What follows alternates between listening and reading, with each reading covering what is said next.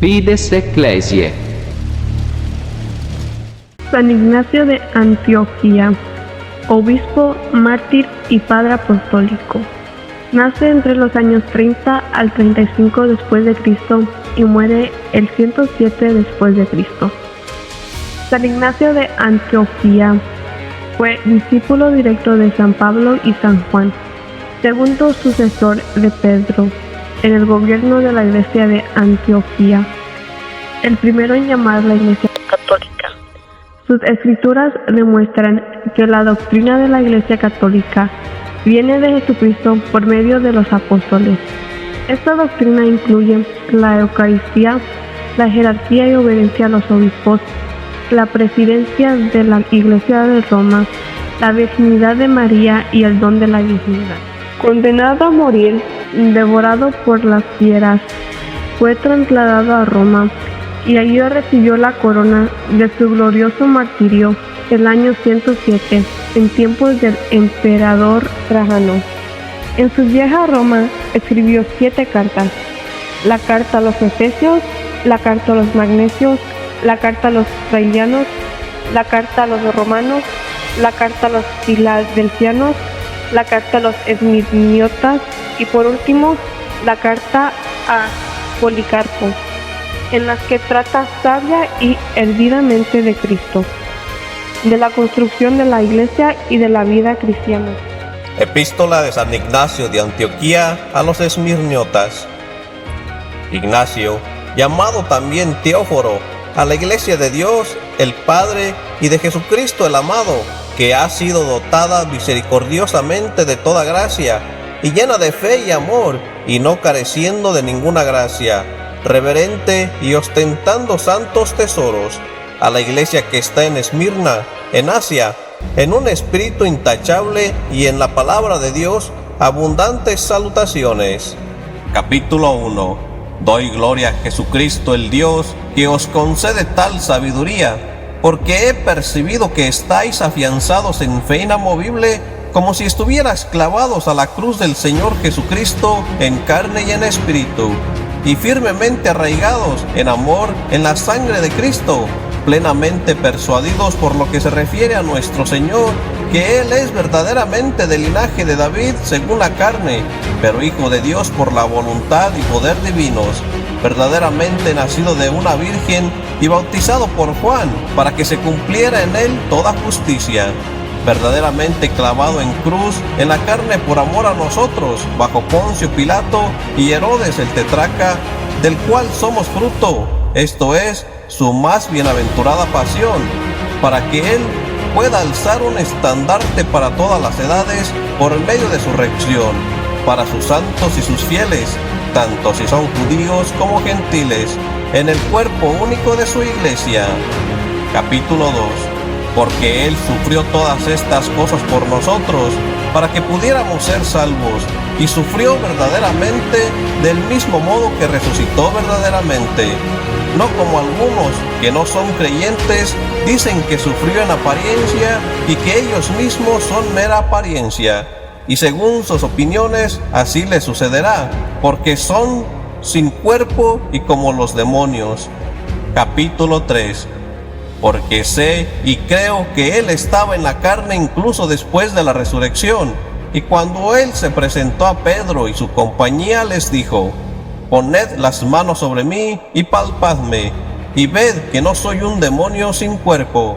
Y al punto ellos le tocaron y creyeron, habiéndose unido a su carne y a su sangre, por lo cual ellos despreciaron la muerte, es más, fueron hallados superiores a la muerte. Y después de su resurrección, Él comió y bebió con ellos como uno que está en la carne, aunque espiritualmente estaba unido con el Padre. Capítulo 4. Pero os amonesto de estas cosas, queridos, sabiendo que pensáis lo mismo que yo.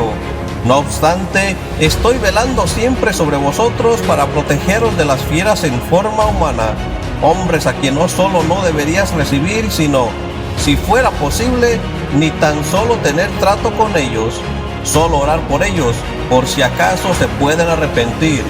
Esto verdaderamente es difícil, pero Jesucristo, nuestra verdadera vida, tiene poder para hacerlo. Porque si estas cosas fueron hechas por nuestro Señor solo en apariencia, entonces yo también soy un preso en apariencia. ¿Y por qué pues me he entregado a mí mismo a la muerte, al fuego, a la espada, a las fieras? Pero acerca de la espada, cerca de Dios, en compañía de las fieras, en compañía de Dios. Solo que sea en el nombre de Jesucristo, de modo que podamos sufrir juntamente con Él. Sufro todas las cosas, puesto que Él me capacita para ello, el cual es el hombre perfecto. Capítulo 5. Pero ciertas personas por ignorancia le niegan, o más bien han sido negadas por Él, siendo abogados de muerte en vez de serlo de la verdad. Y ellos han sido persuadidos por las profecías, ni por la ley de Moisés, ni aún en esta misma hora por el Evangelio, ni por los sufrimientos de cada uno de nosotros, porque ellos piensan también lo mismo con respecto a nosotros, porque ¿qué beneficio me produce a mí si un hombre me alaba, pero blasfema de mi Señor, no confesando que Él estaba en la carne? Pero el que no lo afirma, con ello lo niega por completo, y él mismo es portador de un cadáver. Pero sus nombres, siendo incrédulos, no considero apropiado registrarlos por escrito. Es más, lejos esté de mí el recordarlos, hasta que se arrepientan y regresen a la pasión, que es nuestra resurrección. Capítulo 6. Que ninguno os engañe, incluso a los seres celestiales y a los ángeles gloriosos y a los gobernantes visibles e invisibles. Si no creen en la sangre de Cristo, que es Dios, les guardará también el juicio. El que recibe, que reciba. Que los cargos no envanezcan a ninguno, porque la fe y el amor lo son todo en todos, y nada tiene preferencia antes que ellos. Pero observad bien a los que sostienen doctrina extraña respecto a la gracia de Jesucristo que vino a vosotros, que estos son contrarios a la mente de Dios. No les importa el amor, ni la viuda, ni el huérfano, ni el afligido, ni el preso, ni el hambriento o el sediento. Se abstienen de la Eucaristía, acción de gracias, y de la oración, porque ellos no admiten que la Eucaristía sea la carne de nuestro Salvador Jesucristo, cuya carne sufrió por nuestros pecados y a quien el Padre resucitó por su bondad. Capítulo 7. Así pues, los que contradicen el buen don de Dios perecen por ponerlo en duda, pero sería conveniente que tuvieran amor para que también pudieran resucitar. Es pues apropiado que os abstengáis de los tales y no les habléis en privado o en público, sino que prestéis atención a los profetas y especialmente al Evangelio, en el cual se nos muestra la pasión y es realizada la resurrección. Capítulo 8. Pero evitad las divisiones como el comienzo de los males. Seguid todos a vuestro obispo, como Jesucristo siguió al Padre, y al presbítero como los apóstoles, y respetad a los diáconos como el mandamiento de Dios. Que nadie haga nada perteneciente a la iglesia al margen del obispo. Considerad como Eucaristía válida la que tiene lugar bajo el obispo o bajo uno a quien él le haya encomendado. Allí donde aparezca el obispo, allí debe estar el pueblo. Tal como allí donde está Jesús, allí está la Iglesia Católica. No es legítimo, aparte del obispo, ni bautizar ni celebrar una fiesta de amor. Pero todo lo que él aprueba, esto es agradable también a Dios. Que todo lo que hagáis sea seguro y válido. Capítulo 9. Es razonable, pues, que velemos y seamos sobrios, en tanto que tengamos todavía tiempo para arrepentirnos y volvernos a Dios. Es bueno reconocer a Dios y al obispo. El que honra al obispo es honrado por Dios. El que hace algo sin el conocimiento del obispo rinde servicio al diablo.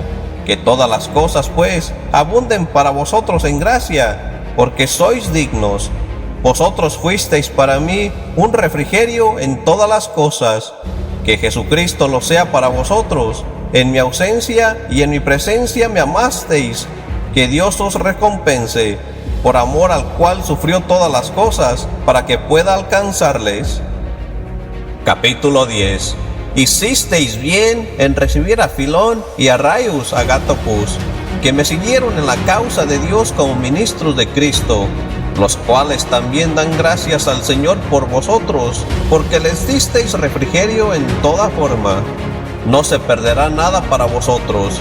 Mi espíritu os es devoto, y también mis ataduras, que no despreciasteis ni os avergonzasteis de ellas, ni tampoco él, que es la fidelidad perfecta, se avergonzará de vosotros, a saber, Jesucristo. Capítulo 11. Vuestra oración llegó a la iglesia que está en Antioquía de Siria, de donde, viniendo como preso en lazos de piedad, saludo a todos los hombres, aunque yo no soy digno de pertenecer a ella, siendo el último de ellos. Por la voluntad divina esto me fue concedido, no porque yo contribuyera a ello, sino por la gracia de Dios, que ruego pueda serme dada de modo perfecto, para que por medio de vuestras oraciones pueda llegar a Dios.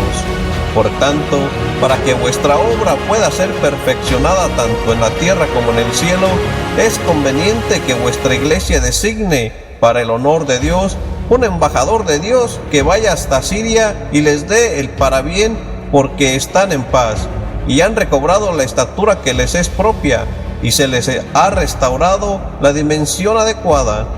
Me parece apropiado, pues, que envíes algunos de los vuestros con una carta, para que pueda unirse a ellos dando gloria por la calma que les ha llegado, por la gracia de Dios, y porque han llegado a un asilo de paz por medio de vuestras oraciones. Siendo así que sois perfectos, que vuestro consejo sea también perfecto, porque si deseáis hacer bien, Dios está dispuesto a conceder los medios. Capítulo 12. El amor de los hermanos que están en Troas os saluda, de donde también os escribo por la mano de Burrus, a quien enviasteis vosotros a mí juntamente con los efesios vuestros hermanos. Burrus ha sido para mí un refrigerio en todas formas. Quisiera que todos le imitaran, porque es un ejemplo del ministerio de Dios. La gracia divina le recompense en todas las cosas. Os saluda. Saludo a vuestro piadoso obispo y a vuestro venerable presbiterio, y a mis consiervos los diáconos, y a todos y cada uno, y en un cuerpo, en el nombre de Jesucristo, y en su carne y sangre, en su pasión y resurrección, que fue a la vez carnal y espiritual, en la unidad de Dios y de vosotros. Gracias a vosotros, misericordia, paz, paciencia siempre. Capítulo 13. Saludo a las casas de mis hermanos con sus esposas e hijos, y a las vírgenes que son llamadas viudas. Os doy la despedida en el poder del Padre.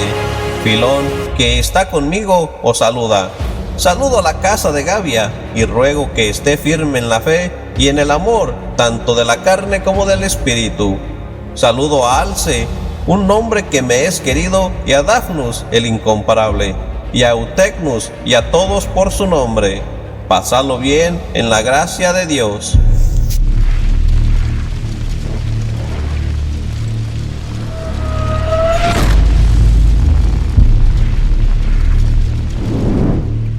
Fides Ecclesiae.